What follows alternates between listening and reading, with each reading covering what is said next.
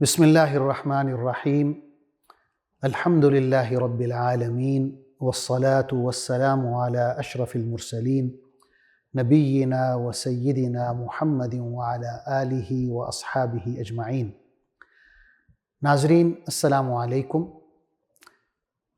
سیرت النبی صلی اللہ علیہ وسلم کے حوالے سے ہماری گفتگو کا یہ آج آخری پروگرام ہے، اور آج کے پروگرام کا موضوع ہے سیرت محمدی صلی اللہ علیہ وسلم کا عملی پہلو۔ ناظرین، پچھلے پروگرام میں سیرت مصطفیٰ صلی اللہ علیہ وسلم کی کاملیت اور جامعیت کے حوالے سے بات کر رہا تھا، اور آج کے پروگرام میں سیرت کا جو عملی پہلو ہے، اس کی پریکٹیکیبلٹی ہے، قابل عمل ہونا ہے، اس پر بات ہوگی۔ دیگر انبیاء کرام یا بانیان مذاہب کی سیرتیں جب ہم پڑھتے ہیں تو ہم دیکھتے ہیں کہ وہ عملیت سے خالی ہیں، ان میں پریکٹیکیبلٹی کی کمی ہے۔ لیکن سیرت محمدی صلی اللہ علیہ وسلم کا یہی پہلو سب سے بڑا اور ضخیم ہے، اور یہی وہ معیار ہے جو آپ صلی اللہ علیہ وسلم کو نبیوں کا سردار اور خاتم الانبیاء بنانے کے لیے کافی شمار ہوتا ہے۔ ناظرین، میٹھی میٹھی باتوں اور اچھی اچھی تعلیمات کی دنیا میں کوئی کمی نہیں ہے، لیکن جس چیز کی کمی ہے وہ عمل ہے، کہ کسی سیرت کا پریکٹیکیبل ہونا، قابل عمل ہونا۔ موجودہ مذاہب کے بانیوں کی سیرتوں کا اگر آپ مطالعہ کریں تو دیکھیں کہ اس میں خطیبانہ زور و شور ہے، دلاویز حکایتیں ہیں، لیکن ان قائدین کا اپنے احکام پر خود عمل کر کے دکھانا یہ ہمیں نہیں ملتا۔ بحیثیت پیغمبر جو حکم بھی حضور اکرم صلی اللہ علیہ وسلم کو دیا گیا، آپ صلی اللہ علیہ وسلم نے پہلے خود اس پر عمل کر کے صحابہ کرام کو دکھایا۔ ایمان ہے، توحید ہے، نماز، روزہ، حج، زکوٰۃ، صدقہ و خیرات، جہاد، ایثار و قربانی، عزم و استقلال، صبر اور شکر اور حسن خلق۔ رسول اللہ صلی اللہ علیہ وسلم نے جس چیز کی بھی تعلیم دی، اس پر پہلے خود عمل کر کے دکھایا۔ ام المؤمنین حضرت عائشہ رضی اللہ عنہا سے کسی نے دریافت کیا کہ رسول اللہ صلی اللہ علیہ وسلم کے اخلاق اور معمولات کیسے تھے؟ تو آپ نے جواب دیا کہ کیا تم قرآن نہیں پڑھتے؟ رسول اللہ صلی اللہ علیہ وسلم کا اخلاق سراپا قرآن ہی تو تھا۔ قرآن کریم کلام الہی ہے، اور سیرت مصطفیٰ صلی اللہ علیہ وسلم اس کی عملی تفسیر ہے۔ عزیزان گرامی، ایک مسلمہ حقیقت ہے کہ جو لوگ آپ سے انتہائی قریب ہوتے ہیں، آپ کے بارے میں ان کی رائے زیادہ قابل اعتماد ہوتی ہے۔ آئیں دیکھتے ہیں کہ جو لوگ رسول اللہ صلی اللہ علیہ وسلم سے انتہائی قریب تھے، آپ صلی اللہ علیہ وسلم کے بارے میں ان کی کیا آراء تھیں۔ سب سے پہلے حضور صلی اللہ علیہ وسلم کی زوجہ ہیں حضرت خدیجہ رضی اللہ عنہا، ان کی رائے سنتے ہیں۔ آپ نے حضور اکرم صلی اللہ علیہ وسلم کے ساتھ زندگی کے 25 سال گزارے۔ جب رسول اللہ صلی اللہ علیہ وسلم پر پہلی وحی نازل ہوئی اور آپ نے حضرت خدیجہ سے اس کا ذکر فرمایا، تو حضرت خدیجہ نے کہا کہ اللہ آپ کو ہرگز تنہا نہیں چھوڑے گا، کیونکہ آپ رشتہ داروں کا حق ادا کرتے ہیں، مقروض لوگوں کا قرض ادا کرتے ہیں، غریبوں کی مدد کرتے ہیں، مہمانوں کی خاطر تواضع کرتے ہیں، حق بات کی حمایت کرتے ہیں، اور مصیبت میں لوگوں کے کام آتے ہیں۔ ناظرین غور فرمائیں، یہ رسول اللہ صلی اللہ علیہ وسلم کے وہ اعمال ہیں جو نبوت سے پہلے آپ کرتے آ رہے تھے۔ حضرت عائشہ رضی اللہ عنہا نے زندگی کے 9 سال رسول اللہ صلی اللہ علیہ وسلم کے ساتھ گزارے۔ آپ فرماتی ہیں رسول اللہ صلی اللہ علیہ وسلم کسی کی برائی نہیں کرتے تھے اور برائی سے جواب نہیں دیتے تھے، بلکہ معاف کر دیتے تھے۔ آپ صلی اللہ علیہ وسلم گناہ کی بات سے کوسوں دور رہتے۔ آپ کسی سے اپنا ذاتی بدلہ نہیں لیتے تھے۔ فرماتی ہیں کہ رسول اللہ صلی اللہ علیہ وسلم نے کبھی کسی غلام، عورت یا خادم پر ہاتھ نہیں اٹھایا، بلکہ آپ نے کبھی کسی جانور کو بھی نہیں مارا۔ اور فرماتی ہیں کہ آپ صلی اللہ علیہ وسلم نے کبھی کسی کی جائز درخواست کو رد نہیں کیا۔ اسی طرح حضرت علی رضی اللہ عنہ ہیں، جو بچپن سے جوانی تک رسول اللہ صلی اللہ علیہ وسلم کے گھر میں رہے۔ فرماتے ہیں کہ رسول اللہ صلی اللہ علیہ وسلم بہت سخی تھے، راست گو اور نرم مزاج تھے۔ لوگ آپ صلی اللہ علیہ وسلم کی صحبت میں بیٹھتے تو خوش ہو جاتے، اور جو شخص آپ کو پہلی دفعہ دیکھتا تو مرعوب ہو جاتا، لیکن جیسے جیسے وہ آپ سے ملتا آپ سے محبت کرنے لگتا۔ اسی طرح رسول اللہ صلی اللہ علیہ وسلم کے ایک سوتیلے بیٹے تھے جو حضرت خدیجہ رضی اللہ عنہا کے سابقہ شوہر سے تھے، ان کا نام ہند ہے۔ انہوں نے بھی آپ صلی اللہ علیہ وسلم کے گھر میں پرورش پائی۔ فرماتے ہیں کہ رسول اللہ صلی اللہ علیہ وسلم نے کبھی کسی کا دل نہیں دکھایا۔ آپ صلی اللہ علیہ وسلم سب کی عزت کرتے، چھوٹی چھوٹی باتوں پر لوگوں کا شکریہ ادا کرتے، کسی چیز کو برا نہ کہتے، کھانے میں کبھی عیب نہیں نکالا۔ آپ صلی اللہ علیہ وسلم کو اپنے ذاتی معاملے میں کبھی غصہ نہ آتا، لیکن اگر کوئی حق بات کی مخالفت کرتا تو آپ صلی اللہ علیہ وسلم حق کی طرفداری کرتے اور غصہ بھی کرتے۔ عزیزان گرامی، رسول اللہ صلی اللہ علیہ وسلم کی سیرت کا سب سے روشن پہلو یہی ہے کہ آپ صلی اللہ علیہ وسلم نے اپنے صحابہ کرام کو جو نصیحت فرمائی اس پر سب سے پہلے خود عمل کر کے دکھایا۔ چند مثالوں سے میں یہ بات واضح کرنے کی کوشش کروں گا۔ ایک صحابی ہیں حضرت ربیعہ بن کعب اسلمی رضی اللہ عنہ۔ یہ آپ صلی اللہ علیہ وسلم کے لیے وضو کا پانی لاتے تھے۔ وہ روایت کرتے ہیں کہ ایک دن رسول اللہ صلی اللہ علیہ وسلم نے مجھ سے فرمایا کہ اے ربیعہ، مانگو جو مانگنا چاہتے ہو۔ میں نے کہا کہ اے اللہ کے رسول، مجھے جنت میں آپ کا ساتھ چاہیے۔ آپ صلی اللہ علیہ وسلم نے پوچھا کہ کیا اس کے علاوہ اور بھی کچھ چاہتے ہو؟ میں نے کہا کہ یا رسول اللہ بس یہی چاہتا ہوں۔ آپ نے فرمایا کہ اس کام کے لیے تمہیں میری مدد کرنی ہوگی، اور وہ ہے سجدوں کی کثرت کی شکل میں، یعنی تمہیں بہت زیادہ نماز پڑھنا ہوگی، بہت زیادہ اللہ کے حضور سجدے کرنے ہوں گے۔ آپ صلی اللہ علیہ وسلم نے ان صحابی کو کثرت سجود کا حکم دیا، جبکہ آپ صلی اللہ علیہ وسلم کی اپنی حالت یہ تھی کہ ساری رات یا آدھی رات تہجد میں گزار دیتے۔ بعض دفعہ یوں ہوتا کہ آپ صلی اللہ علیہ وسلم کے پاؤں سوج جاتے۔ حضرت عائشہ رضی اللہ عنہا پوچھتی ہیں کہ یا رسول اللہ، آپ اتنی محنت کیوں کرتے ہیں؟ اور آپ صلی اللہ علیہ وسلم فرماتے کہ عائشہ، کیا میں اللہ کا شکر گزار بندہ نہ بنوں؟ اسی طرح ہم دیکھتے ہیں کہ رسول اللہ صلی اللہ علیہ وسلم نے صحابہ کرام کو اللہ کا ذکر کرنے کی ہدایت کی، اور دوسری طرف آپ کی اپنی حالت یہ ہے، اور یہ بھی حضرت عائشہ رضی اللہ عنہا فرماتی ہیں آپ صلی اللہ علیہ وسلم کے بارے میں کہ آپ صلی اللہ علیہ وسلم ہر وقت اللہ کے ذکر میں مشغول رہتے۔ ایک اور مثال دیکھیں، رسول اللہ صلی اللہ علیہ وسلم نے صحابہ کرام کو حکم دیا کہ آپ روزے رکھا کریں۔ مسلمانوں پر تو صرف رمضان المبارک کے روزے فرض تھے، مگر آپ صلی اللہ علیہ وسلم کی کیا کیفیت تھی؟ آپ صلی اللہ علیہ وسلم کا کوئی ہفتہ یا کوئی مہینہ روزوں سے خالی نہیں گزرتا تھا، اور کبھی کبھار تو یوں بھی ہوتا کہ آپ صلی اللہ علیہ وسلم کئی دن مسلسل روزے رکھتے اور رات کو بھی دن سے ملا دیتے۔ اسے صوم وصال کہتے ہیں، یعنی مغرب کے بعد مغرب کا جب وقت آتا آپ افطار نہ کرتے، بل اس روزے کو کنٹینیو کرتے، اور رات کو بھی روزہ ہوتا، اگلے دن بھی وہ روزہ جو ہے جاری رہتا، اور کئی دن یہی حالت رہتی۔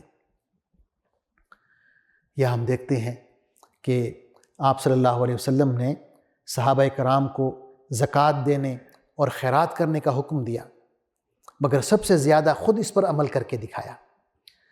حضرت عبداللہ بن عباس رضی اللہ عنہما فرماتے ہیں کہ رسول اللہ صلی اللہ علیہ وسلم تمام لوگوں میں سب سے زیادہ سخی تھے، مگر جب رمضان کا مہینہ آتا تو آپ صلی اللہ علیہ وسلم کی سخاوت کی کوئی حد نہ ہوتی۔ آپ کے دور میں ہی یمن، بحرین، عمان اور سارا جزیرہ عرب اسلام میں داخل ہو چکا تھا۔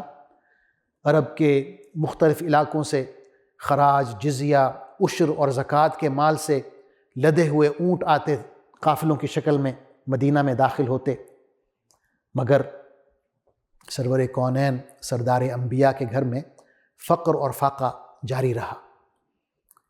حضرت عائشہ فرماتی ہیں کہ حضور اکرم صلی اللہ علیہ وسلم اس دنیا سے تشریف لے گئے، مگر آپ صلی اللہ علیہ وسلم نے کبھی 2 وقت کا کھانا پیٹ بھر کر نہیں کھایا۔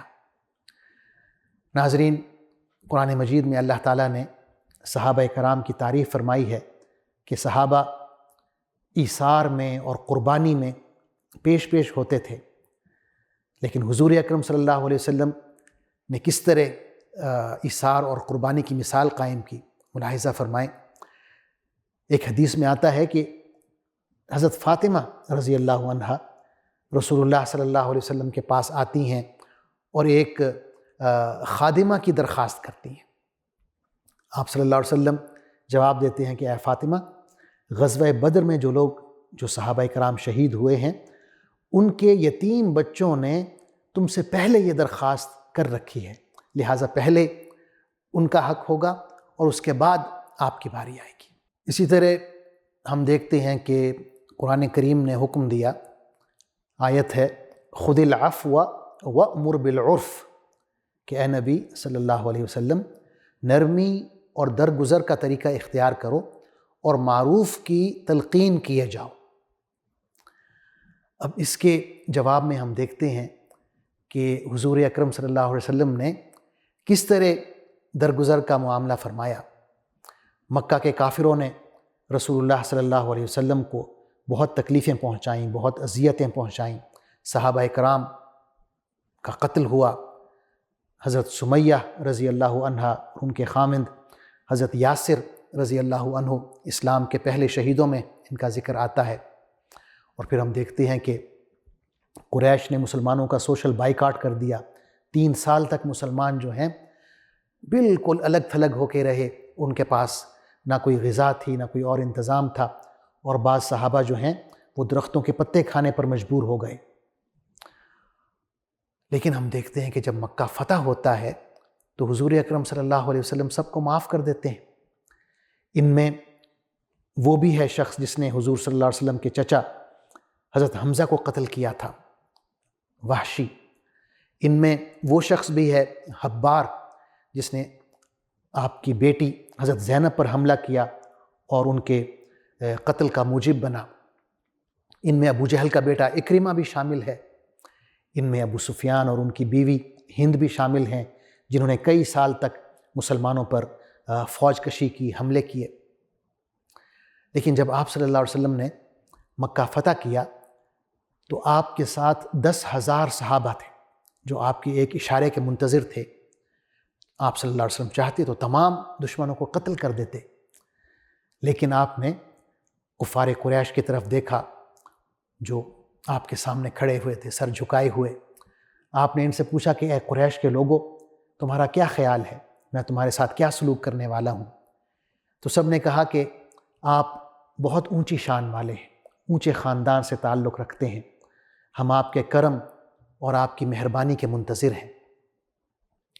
رسول اللہ صلی اللہ علیہ وسلم نے فرمایا کہ آج میں تم لوگوں سے وہ معاملہ کروں گا جو میرے بھائی یوسف علیہ السلام نے اپنے بھائیوں سے کیا تھا۔ میں تم سب کو معاف کرتا ہوں، جاؤ، تم پر کوئی گرفت نہیں، تم سب آزاد ہو۔ ناظرین، اس عفو و درگزر کا یہ نتیجہ نکلا کہ تمام مکہ والے مسلمان ہو گئے۔ اب بظاہر تو آپ صلی اللہ علیہ وسلم نے مکہ کا شہر فتح کیا، مگر مکہ سے تو آپ صلی اللہ علیہ وسلم کوئی چیز لے کر مدینہ نہیں آئے، بلکہ مکہ کا گورنر بھی آپ نے انہی میں سے ایک شخص کو بنا دیا، عتاب بن اسید اس کا نام تھا، جو فتح مکہ کے دن ہی مسلمان ہوا تھا۔ تو آپ صلی اللہ علیہ وسلم نے اہل مکہ کے دل فتح کیے، اور یہی اصل فتح ہوتی ہے۔ طائف کا سردار عبد یالیل اس کا نام تھا، جس کے اکسانے پر طائف کے لوگوں نے آپ صلی اللہ علیہ وسلم پر پتھر برسائے۔ وہ طائف کا وفد لے کر مدینہ آتا ہے تو آپ صلی اللہ علیہ وسلم اس کی بھی عزت کرتے ہیں، اس کی مہمان نوازی کرتے ہیں، اور اس کا خیمہ مسجد نبوی کے صحن میں لگواتے ہیں۔ حضور اکرم صلی اللہ علیہ وسلم کے توکل کی مثال میں آپ کے سامنے رکھتا ہوں کہ جب آپ صلی اللہ علیہ وسلم نے ہجرت کا سفر شروع کیا تو پہلے مکہ کے قریب ایک غار ہے، غار ثور، اس میں پناہ لی 2-3 دنوں کے لیے۔ مکہ کے لوگ پیچھا کرتے ہوئے غار کے قریب پہنچ گئے۔ حضرت ابوبکر صدیق رضی اللہ عنہ پریشان ہوئے تو آپ صلی اللہ علیہ وسلم نے نہایت اطمینان سے انہیں تسلی دی اور فرمایا لا تحزن ان اللہ معنا، کہ ہرگز غم نہ کرو، اللہ ہمارے ساتھ ہے۔ پھر جب مدینہ پہنچے تو وہاں بھی کفار قریش کا خطرہ تھا۔ رات کے وقت صحابہ کرام آپ صلی اللہ علیہ وسلم کے گھر پر پہرا دیتے تھے، لیکن جب یہ آیت نازل ہوئی واللہ یعصمک من الناس، کہ اللہ آپ کو لوگوں سے محفوظ رکھے گا، اس آیت کے نازل ہونے کے بعد آپ صلی اللہ علیہ وسلم گھر سے باہر تشریف لائے اور وہ صحابہ جو پہرا دے رہے تھے ان سے کہا کہ اب تم گھر جاؤ، اللہ نے میری حفاظت کا خود ذمہ لے لیا ہے۔ اسی طرح ہم دیکھتے ہیں کہ رسول اللہ صلی اللہ علیہ وسلم نے صحابہ کرام کو حکم دیا کہ آپ اپنی بیویوں سے اچھا سلوک کریں، لیکن ہم دیکھتے ہیں کہ خود آپ صلی اللہ علیہ وسلم نے پہلے اس پر مثال قائم کر کے دکھائی۔ آپ نے فرمایا خیرکم خیرکم لأہلہ وأنا خیرکم لأہلی، کہ تم میں بہترین شخص وہ ہے جو اپنی بیوی کے ساتھ اچھا سلوک کرتا ہے، اور تمہاری نسبت میں اپنی بیویوں سے سب سے بہترین سلوک کرنے والا ہوں۔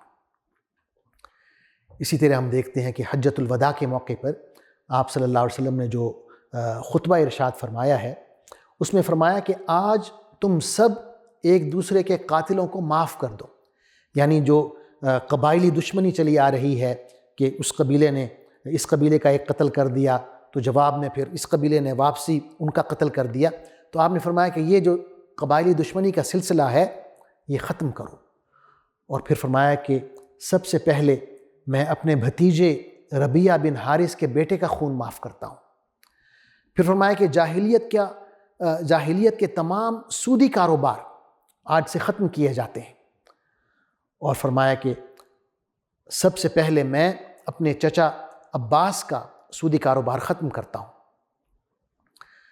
عزیزان گرامی، اس طرح کے واقعات اور مثالوں کی کوئی کمی نہیں ہے، لیکن سوال یہ ہے کہ کیا حضرت آدم علیہ السلام سے لے کر حضرت عیسیٰ علیہ السلام تک کسی نبی کی سیرت تاریخی حیثیت سے اتنی مستند ہے جتنی ہمارے نبی حضرت محمد مصطفیٰ صلی اللہ علیہ وسلم کی سیرت مستند ہے؟ کسی نبی کی سیرت اتنی کامل ہے، اتنی اس میں جامعیت اور عملیت سے بھرپور ہے جتنی سیرت مصطفیٰ صلی اللہ علیہ وسلم کے ساتھ یہ صفات موجود ہیں کہ تاریخی حیثیت سے مستند ہے، کاملیت سے بھرپور ہے، جامعیت اور عملیت سے بھرپور ہے۔ ناظرین، اب میں سیرت طیبہ کا جو پیغام ہے جو حضور اکرم صلی اللہ علیہ وسلم نے انسانیت کے لیے دیا ہے اس کا کچھ خلاصہ اور خد و خال بیان کرنے کی کوشش کروں گا۔ سب سے پہلے سیرت محمدی نے انسانیت کو یہ پیغام دیا کہ انسان اللہ کی تمام دیگر مخلوقات میں افضل ہیں، تمام مخلوقات میں بہترین ہیں، انہیں اشرف المخلوق اللہ نے بنایا ہے۔ آپ صلی اللہ علیہ وسلم کی تشریف آوری سے پہلے انسان اپنے آپ کو جو دیگر مخلوقات ہیں ان سے کم تر سمجھتا تھا. یہی وجہ ہے کہ ہم دیکھتے ہیں کہ انسانوں نے بہت سی مخلوقات کو خدا سمجھ لیا. ان میں سورج ہے، ستارے ہیں، آگ ہے، ہمارے پڑوسی ملک میں گائے کی پوجا کی جا رہی ہے، بندروں کی، سانپوں کی. تو یہ سارے جو مظاہر قدرت ہیں ان کو لوگوں نے، انسانوں نے اپنے آپ سے بہتر سمجھا اور انہیں خدا کا درجہ دے دیا، الوہیت کا درجہ دے دیا. جب اسلام آیا تو اسلام نے ہمیں یہ تعلیم دی، سیرت محمدی نے ہمیں یہ تعلیم دی کہ اللہ نے آپ کو تمام مخلوقات میں سب سے افضل بنایا ہے. آپ اشرف المخلوقات ہیں، آپ دیگر مخلوقات سے کم تر نہیں ہیں، ان کے برابر بھی نہیں ہیں، بلکہ ان سے بہتر ہیں، ان سے افضل ہیں. دوسرا سبق جو سیرت محمدی نے ہمیں دیا وہ انسانی مساوات کا تھا کہ انسان گو کہ دیگر مخلوقات سے تو افضل ہیں مگر آپس میں ایک دوسرے کے برابر ہیں. جس طرح ہم کسی مخلوق کو اپنا خدا نہیں کہہ سکتے، اسی طرح کسی انسان کو بھی خدا کا درجہ نہیں دے سکتے. زمانہ قدیم میں عراق میں مثلا نمرود نے خدائی کا دعویٰ کیا، مصر میں فرعون خدا بن بیٹھا، اور آخر میں ہم دیکھتے ہیں رسول اللہ صلی اللہ علیہ وسلم کے زمانے سے فوراً پہلے کہ حضرت عیسیٰ علیہ السلام کے پیروکاروں نے انہیں خدا کا درجہ دے دیا، خدا کا بیٹا بنا لیا. جبکہ حضور اکرم صلی اللہ علیہ وسلم جب تشریف لائے تو قرآن میں ہمیں یہ حکم دیا گیا وَلَا يَتَّخِذَ بَعْضُكُمْ بَعْضًا أَرْبَابًا مِّن دُونِ اللَّهِ کہ تم میں سے کوئی شخص کسی دوسرے کو رب نہ مانے، اللہ کی جگہ خدا نہ اس کو مان لے. تیسرا سبق جو سیرت مصطفیٰ نے ہمیں دیا وہ یہ ہے کہ انسان فطرتاً پاک اور بے گناہ پیدا کیا گیا ہے. جوان ہونے تک فرشتے اس کا کوئی گناہ نہیں لکھتے. جب وہ بالغ ہو جاتا ہے تو بالغ ہونے کے بعد وہ اپنے اعمال کے ذریعے اپنی پاک دامنی کو جاری رکھتا ہے یا پھر گناہوں کے ذریعے اپنی پاک فطرت کو داغ کر دیتا ہے. جیسا کہ اللہ تعالیٰ نے فرمایا لَقَدْ خَلَقْنَا الْإِنسَانَ فِي أَحْسَنِ تَقْوِيمٍ ثُمَّ رَدَدْنَاهُ أَسْفَلَ سَافِلِينَ کہ ہم نے انسان کو بہترین پیرائے میں پیدا کیا لیکن پھر وہ اپنے اعمال کی وجہ سے، برے کاموں کی وجہ سے نیچے سے نیچے گرتا چلا گیا. یا ایک حدیث میں ہم پڑھتے ہیں آپ صلی اللہ علیہ وسلم کا فرمان ہے مَا مِن مَوْلُودٍ إِلَّا وَيُولَدُ عَلَى الْفِطْرَةِ کہ کوئی بھی بچہ جب پیدا ہوتا ہے تو وہ فطرت کے مطابق پیدا ہوتا ہے، بالکل پاک صاف پیدا ہوتا ہے، وہ کوئی گناہ لے کر نہیں آتا. جیسا کہ بعض مذاہب کا یہ عقیدہ ہے کہ انسان جو ہے وہ گناہ گار پیدا ہوتا ہے. اسلام نے اس کی مخالفت کی ہے. اسلام نے ہمیں یہ بتایا ہے، سیرت محمدی نے ہمیں یہ بتایا ہے کہ جب ہم پیدا ہوتے ہیں، جب ہم اس دنیا میں آتے ہیں تو بالکل پاک صاف ہوتے ہیں، اور جب تک ہم جوان نہیں ہو جاتے فرشتے ہمارے کوئی گناہ نہیں لکھتے. سیرت محمدی کا چوتھا سبق یہ ہے کہ اللہ تعالیٰ نے کائنات کی ہر چیز انسان کے لیے پیدا کی ہے.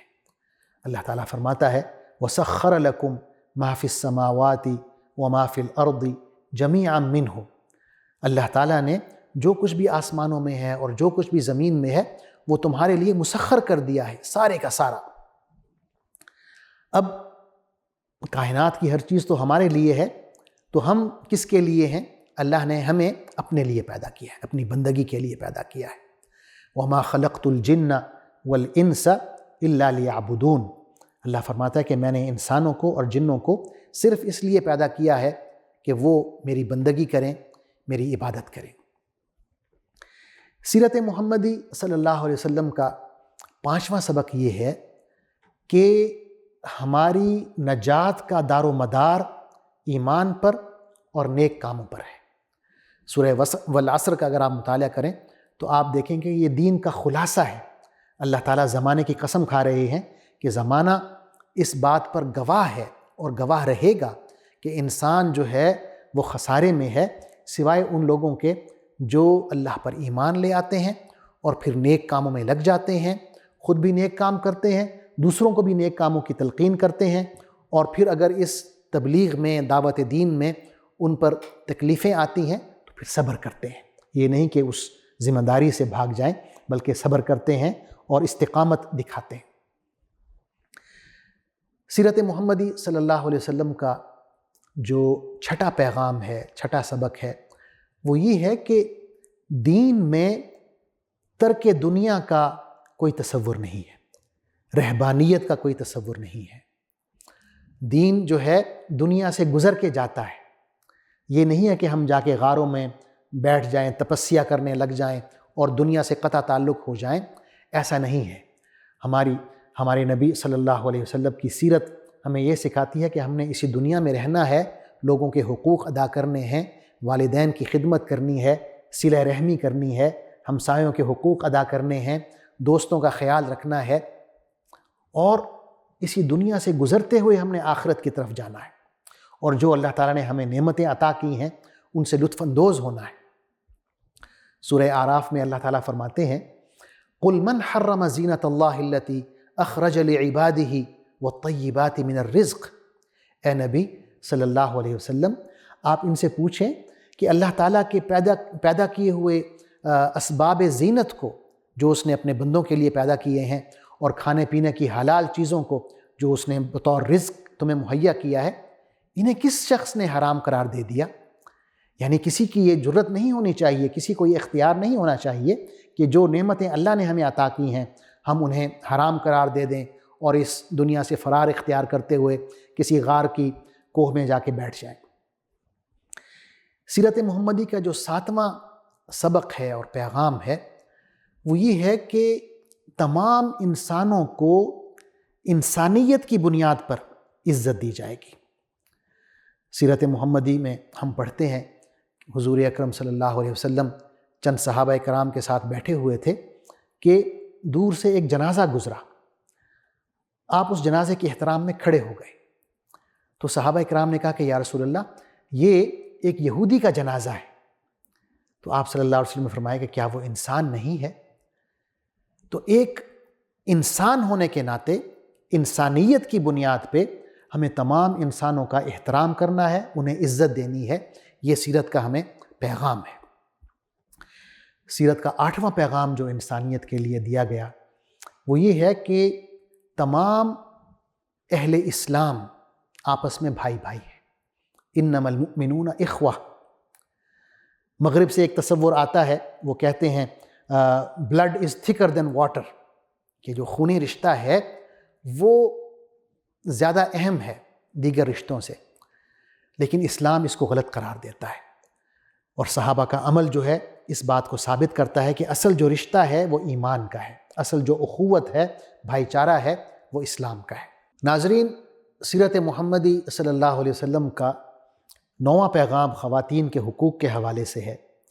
خواتین کے حقوق تاریخ انسانی میں پہلی دفعہ نہ صرف تسلیم کیے گئے بلکہ ادا کیے گئے، اور یہ حقوق کا تسلیم کرنا اور انہیں ادا کرنا صرف محمد رسول اللہ صلی اللہ علیہ وسلم کے ہاتھوں پر ہوا۔ آپ اگر مغرب کو دیکھیں تو آپ کو معلوم ہوگا کہ انگلینڈ میں 19ویں صدی تک آپ کو اختیار تھا کہ آپ اپنی بیوی کو بیچ سکیں، آپ اپنی بیوی کسی کو تحفے میں دے سکتے تھے۔ آپ امریکہ کو دیکھیں کہ 1920 تک عورتوں کو یہ حق نہیں تھا کہ وہ ووٹ دے سکیں۔ 1920 میں آئین میں ایک ترمیم کی گئی اور اس ترمیم کے ذریعے عورتوں کو ووٹ دینے کا حق دیا گیا۔ سیرت محمدی صلی اللہ علیہ وسلم کا 10واں پیغام بہت اہم ہے، وہ یہ ہے کہ دینی کاموں اور دنیاوی کاموں کے درمیان فرق ختم کر دیا گیا۔ اگر آپ نیک نیتی سے اللہ اور اس کے رسول کے بتائے ہوئے اصولوں کے مطابق کوئی دنیاوی کام بھی کرتے ہیں تو وہ عین دینداری اور نیک کام شمار ہوتا ہے۔ دنیا میں جس چیز نے بہت زیادہ گمراہی پھیلائی ہے وہ یہی ہے کہ دین اور دنیا کا فرق بیان کیا جاتا ہے کہ یہ دینی کام ہیں، یہ دنیاوی کام ہے۔ مثلا انجیل میں ہم پڑھتے ہیں، انجیل کی کتاب ہے میتھیو یا متی، اس کا باب 22 ہے اور آیت 21 ہے۔ اس میں لکھا ہوا ہے کہ give to Caesar what belongs to Caesar and give to God what belongs to God، کہ بادشاہ سلامت کا جو حق ہے وہ بادشاہ کو دے دو اور جو خدا کا حق ہے وہ خدا کو دے دو۔ ناظرین، یہی سیکولرزم ہے کہ آپ کی دینداری، پرہیزگاری اور تقوی صرف مسجد تک یا مندر تک یا چرچ تک محدود رہے، کیونکہ وہ خدا کا علاقہ ہے۔ جب آپ اپنی عبادت گاہ سے باہر نکلیں تو اب بادشاہ سلامت کا علاقہ شروع ہو جاتا ہے، اب قیصر کا حکم چلے گا۔ اسلام نے اس دوئی کو، اس فرق کو ختم کیا ہے، اور جیسا کہ میں نے عرض کیا کہ آپ نیک نیتی اور اخلاص کے ساتھ دنیا کے کاموں کو اللہ اور اس کے رسول صلی اللہ علیہ وسلم کے بتائے ہوئے اصولوں کے مطابق کریں تو یہی عین دینداری شمار ہوگا۔ عزیزان گرامی، سیرت النبی صلی اللہ علیہ وسلم پر گفتگو کا سلسلہ اختتام کو پہنچتا ہے۔ میرا خیال تھا کہ ان 63 پروگراموں میں سیرت محمدی اور پیغام محمدی صلی اللہ علیہ وسلم پر تفصیل سے بات کر سکوں گا، مگر اب اندازہ ہو رہا ہے کہ سیرت محمدی صلی اللہ علیہ وسلم ایک ایسا سمندر ہے کہ جس کے خزانے قیامت تک ختم نہ ہوں گے۔ قیامت تک مورخین اور سیرت نگار اپنے تئیں کوششیں کرتے رہیں گے اور سیرت محمدی کے اس سمندر سے لال اور موتی نکال کر دنیا کے سامنے رکھتے رہیں گے۔ پروگرام کے اختتام میں حضور اکرم صلی اللہ علیہ وسلم کی خدمت اقدس میں ہدیہ درود و سلام پیش کرتا ہوں، اور اسی پہ پروگرام کا اختتام ہوگا۔ اللہم صلی علی محمد وعلی آل محمد کما صلیت علی ابراہیم وعلی آل ابراہیم انک حمید مجید۔ اللہم بارک علی محمد وعلی آل محمد کما بارکت علی ابراہیم وعلی آل ابراہیم انک حمید مجید۔ اے اللہ، رحمت نازل فرما محمد صلی اللہ علیہ وسلم پر اور ان کی آل پر، جس طرح تو نے رحمت نازل فرمائی ابراہیم علیہ السلام پر اور ان کی آل پر۔ بے شک تو تعریف کے لائق اور عظمت والا ہے۔ اے اللہ، برکت نازل فرما محمد صلی اللہ علیہ وسلم پر اور ان کی آل پر، جس طرح تو نے برکت نازل فرمائی ابراہیم علیہ السلام پر اور ان کی آل پر۔ بے شک تو تعریف کے لائق اور عظمت والا ہے۔ آمین۔ ناظرین، آپ کا بہت شکریہ۔ والسلام علیکم ورحمۃ اللہ وبرکاتہ۔